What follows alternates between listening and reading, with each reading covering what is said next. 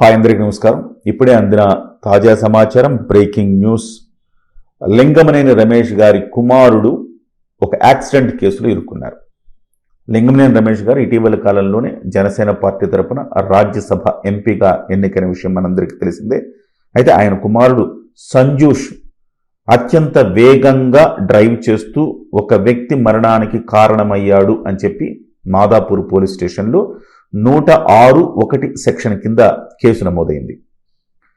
వాస్తవానికి జరిగింది ఏంటంటే, ఈ నెల 16వ తారీఖున అత్యంత వేగంగా ఇనార్బిట్ మాల్ సమీపంలో ఈయన కారు వెళుతుంది. ఆస్టిన్ మార్టిన్ అనే కారు నడుపుతా ఉన్నారు సంజూష్ అనే వ్యక్తి. ఆయన లింగమనేని రమేష్ గారి కుమారుడు.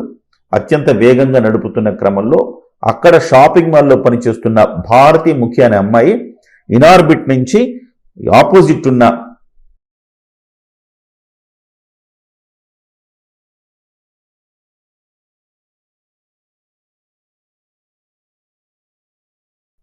ఐటీసీ కోహినూర్ హోటల్ వద్ద భోజనం చేసి మళ్ళీ తిరిగి ఆమె ఇనార్బిట్ మాల్లోకి వెళ్లే క్రమంలో అక్కడ వేగంగా వస్తున్న కారు ఆమెను గుద్దేసింది. అయితే కొంతమంది చెప్పడం ఏంటంటే అక్కడికక్కడే మరణించిందని చెప్తున్నారు. కొన్ని వార్తా సంస్థలు చెప్పడం ఏంటంటే హాస్పిటల్లో చికిత్స పొందుతూ మరణించారని చెప్తున్నారు. బహుశా రెండోదే కరెక్ట్. ఎందుకంటే 16వ తారీఖున ఈ ఘటన జరిగింది, ఇవాళ 20వ తారీఖు. కాబట్టి ఈ 4 రోజుల పాటు ఆ అమ్మాయి చికిత్స చేయడానికి ఆ అమ్మాయిని హాస్పిటల్ చేర్చారు, భారతీ ముఖిని.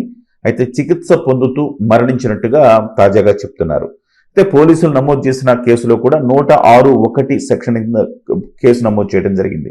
వాస్తవానికి ఒక వ్యక్తి అత్యంత వేగంగా ర్యాష్ డ్రైవింగ్ చేస్తూ ఒక గుద్దేసి ఒక వ్యక్తి మరణానికి కారణమైతే గనక దీనికి గరిష్టంగా 5 సంవత్సరాల కారాగార శిక్ష, జరిమానా ఉండే అవకాశం ఉంది భారత న్యాయ సంహిత సెక్షన్లలో.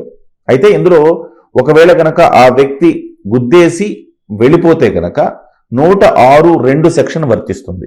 ఈ 106(2) సెక్షన్ ఏం చెప్తుందంటే, గుద్దేసి చెప్పకుండా వెళ్ళిపోయారు బాధ్యత లేకుండా, కాబట్టి అది పొరపాటే యాక్సిడెంట్ అనేది, గుద్దేసి వెళ్ళిపోయారు కాబట్టి వాళ్లకు కొంత శిక్ష పెరిగే అవకాశం ఉంది. అంటే 106(2) సెక్షన్ కింద 10 సంవత్సరాల కారాగార శిక్ష, అలాగే జరిమానా విధిస్తారు. అయితే బహుశా ఈ ఘటనలో సంజూష్ యాక్సిడెంట్ చేసిన తర్వాత ఆ అమ్మాయిని తిరిగి హాస్పిటల్లో బాధ్యతాయుతంగా హాస్పిటల్లో జాయిన్ చేసి ఉండొచ్చు. అందుకే పోలీసులు 106(1) సెక్షన్ కింద కేసు నమోదు చేయడం జరిగింది. అయితే దీని మీద ఇంకా పూర్తి వివరాలు రావాల్సి ఉంది. ఇటీవల కాలంలోనే మనం చూసాం, సీదిరి అప్పలరాజు కుమారుడు ఒక యాక్సిడెంట్ చేసి ఒక వ్యక్తి మరణానికి కారణమయ్యారు. అది ఎంత పెద్ద ఇష్యూ అయిందో మనం చూసాం. ఆ ఇష్యూని కప్పిపుచ్చేందుకు ప్రయత్నం చేయటం వల్ల సీదిరి అప్పలరాజు కూడా అరెస్ట్ అవ్వటం అనేది మనం చూసాం. అయితే ఈ విషయంలో లింగమనేని రమేష్ గారు చాలా ఫెయిర్గా వ్యవహరిస్తున్నట్టుగా మనం అనుకోవాలి. ఎందుకంటే పోలీసులు ఆ అబ్బాయి మీద కేసు నమోదు చేశారు కాబట్టి. అయితే ఇది ఇంత ఆలస్యంగా ఈ ఘటన వెలుగులోకి రావడానికి కారణం ఏంటంటే, యాక్సిడెంట్ తర్వాత ఆ అమ్మాయి బతికితే కనుక ఈ కేసు పెద్దగా ఉండేది కాదు. అఫ్కోర్స్ కేసు ఉండేది కానీ తీవ్రత ఉండేది కాదు. సో యాక్సిడెంట్ చేసిన తర్వాత ఆ అమ్మాయి చనిపోయింది కాబట్టి 4 రోజుల పాటు హాస్పిటల్లో ఉండి ఆ అమ్మాయి చనిపోయింది కాబట్టి దీనికి సంబంధించిన అంశం వెలుగులోకి వచ్చిందని మనం అనుకోవచ్చు. ఏదేమైనా రాజకీయ నాయకులు తమ పిల్లల్ని అల్లారుముద్దుగా పెంచుకోవచ్చు, కానీ అత్యంత వేగంగా నడిచే కార్లు ఇవ్వటం అనేది కరెక్ట్ కాదు. అది వాళ్ళు యాక్సిడెంట్లు వాళ్ళు చనిపోవటమో లేకపోతే వాళ్ళు యాక్సిడెంట్ చేసి ఇంకొకళ్ళని చంపేయటమో జరుగుతూ ఉంటుంది. సో గతంలో కూడా చూసాం, మంత్రి నారాయణ గారి కుమారుడు ఒక కాస్ట్లీ కారులో ఆయన పిల్లర్ని గుద్ది ఆయనే ప్రాణాలు కోల్పోయారు. అలాగే మొన్న సీదిరి అప్పలరాజు కుమారుడు, అలాగే గతంలో కొంతమంది రాజకీయ నాయకుల కుమారులు, అజరుద్దీన్ కుమారుడైతేమి, కోమటిరెడ్డి వెంకటరెడ్డి గారు కుమారుడైతేనేమి, ఇట్లా అత్యంత వేగంగా నడిచేవి భారతీయ రోడ్ల మీద సరిపడని కార్లు వాళ్లకు అల్లారు ముద్దుగా పెంచి వాళ్ళకు ఆ కార్లు కొనిస్తే ఇలాంటి దుష్పరిణామాలు ఏర్పడే అవకాశం చాలా స్పష్టంగా ఉంది. ముఖ్యంగా ఈయన వాడుతున్న సంజూష్ వాడుతున్న కారు, దీని పేరు ఆస్టిన్ మార్టిన్ అట. ఈ car almost 4 litre capacity, 4 litre engine ఉంటుంది, అలాగే 5 లీటర్ కూడా ఇంజిన్ ఉంటుంది. మనం సాధారణంగా వాడే కార్లు 1.2 లీటర్ కెపాసిటీ, 1 లీటర్ కెపాసిటీ, 1.5, మహా అంటే 2 అలా ఉంటాయి. ఇన్నోవా లాంటిది అయితే 2.5 ఉంటుందన్నమాట.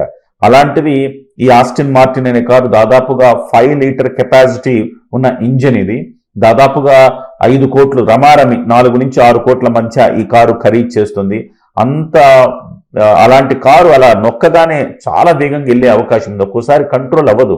భారతీయ రోడ్లు వీటన్నిటికీ సరిపడవు. ఏదో అమెరికా లాంటి చోట్ల పెద్ద పెద్ద చోట్ల రోడ్లు పెద్ద పెద్దగా ఉంటాయి, ట్రాఫిక్ తక్కువగా ఉంటుంది, జనసంచారం తక్కువగా ఉంటుంది, జనాలు ఇలాగ రోడ్ల మధ్య నుంచి వెళ్ళరు కాబట్టి అలాంటి చోట్ల అవన్నీ వర్కౌట్ అవుతాయి. కానీ ఇలా భారతీయ రోడ్ల మీద ఇలాంటి కార్లు వర్కౌట్ కావు.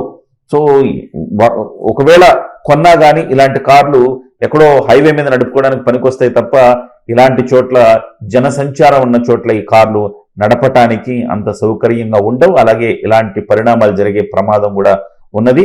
ఖచ్చితంగా రాజకీయ నాయకులు కానీ, డబ్బులు ఉన్న వాళ్ళు కానివ్వండి, సెలబ్రిటీల కానివ్వండి, వాళ్ళ పిల్లలకు కొంత కార్లు బైకులు కొనిచ్చేటప్పుడు కాస్త ఆలోచించి చేయాలి. అదే ప్రాంతంలో గతంలో కూర్చున్న సాయి ధర్మ తేజ్ ఆయన వేగంగా నడుపుతూ బండి ఆయన ఒక స్కిడ్ అయ్యాడు. వాస్తవానికి అక్కడ వేగంగా నడుపుతున్నట్టుగా కూడా మనం అనుకోక్కర్లేదు, ఎందుకంటే అక్కడ బాగా ఇసుక ఉంది రోడ్డు మీద.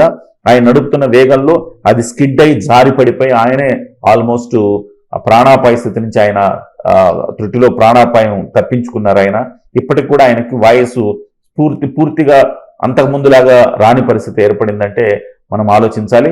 ఖచ్చితంగా రాజకీయ నాయకులు కావచ్చు, సెలబ్రిటీలు కావచ్చు, డబ్బులున్న వ్యాపారవేత్తలు కావచ్చు, ఇలాంటి విషయాలు చాలా జాగ్రత్తగా ఉండాలి. మరి ఏం జరుగుతుంది, దీని మీద ఎట్లాంటి పరిణామాలు, పోలీసులు ఎలాంటి కేసులు నమోదవుతాయి? అయితే ఇది 5 సంవత్సరాల లోపు కేసు కాబట్టి బెయిలబుల్ కేసుగానే మనం చూడాలి. డెఫినెట్గా బెయిల్ అయితే వస్తుంది కాబట్టి సో తదుపరి పరిణామాలు ఎలా ఉంటాయో మనం చూడాలి.